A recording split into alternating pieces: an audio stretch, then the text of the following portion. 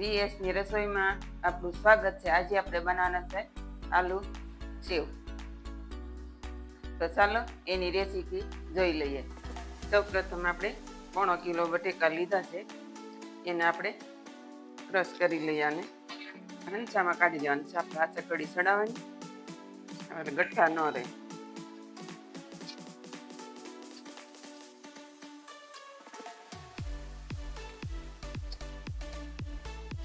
આને આપણે આવી રીતના બધા બટેકાને આની અંદર કાઢી લેવાના છે. સરસ રીતે આપણા બટેકા એકદમ મિક્સ થઈ જાય. હવે આપણા બટાકા ક્રશ થઈ ગયા છે.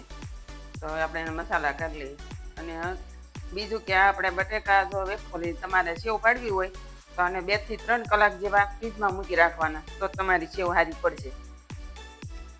એટલે સ્વાદ અનુસાર મીઠું લઈ લઈએ.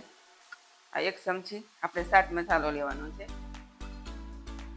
1 ચમચી લાલ મરચું પાવડર લેવાનું છે. આપણે 1 ચમચી ધાણા જીરું પાવડર,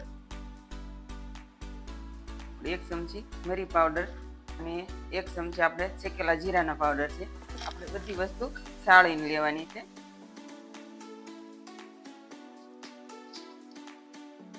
આપણે હવે આમાં 2 લીંબુનો રસ લીધો છે. તમે આમચૂર પાવડર પણ નાખી શકો છો. 2 ચમચી જેટલું તેલ લેવાનું છે. હવે આને આપણે હાથથી બધું મિક્સ કરી લેવાનું છે.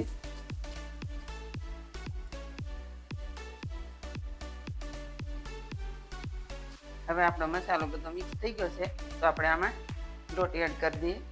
આપણે આ 1 કપ ચણાનો લોટ લીધો છે. આપણે આ 1/4 કપ ચોખાનો લોટ લેવાનો છે.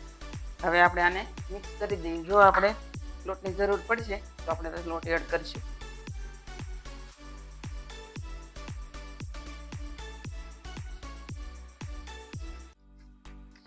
આપણે 1/2 કપ ચણાનો લોટ એડ કરીએ છીએ.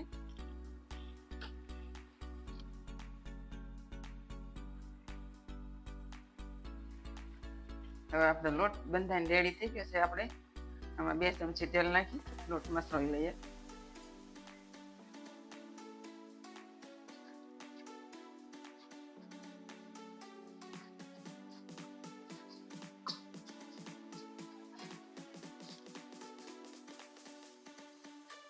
આપણો લોટ મસળાઈ ગયો છે. તો આપણે તળવા માટે તેલ ગરમ મૂકી દઈએ.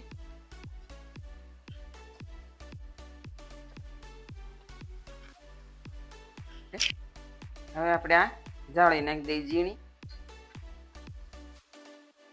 આપણે અંદર તેલ લગાવી દઈએ. આપણે હાથમાં તેલ લગાવી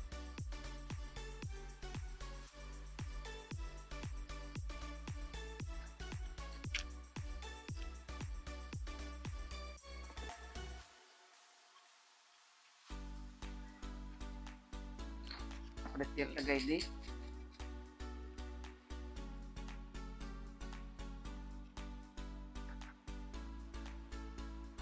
આપણું તેલ ગરમ થઈ ગયું છે. આપણે સેવ પાડી લઈએ.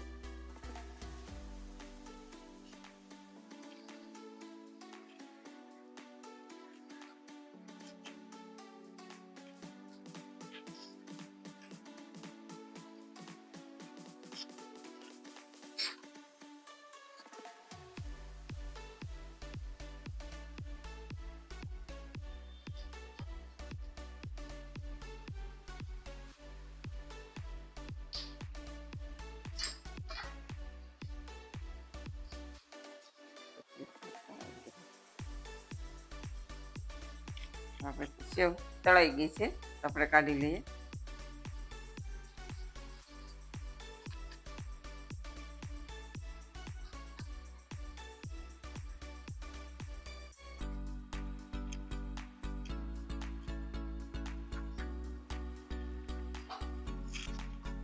આ રીતે આપણે બધી સેવ તળી લઈએ. તૈયાર છે આપણી એકદમ ક્રિસ્પી આલુ સેવ. આમાં તમે ચાટ મસાલો નાખી અને ખાઈ શકો છો.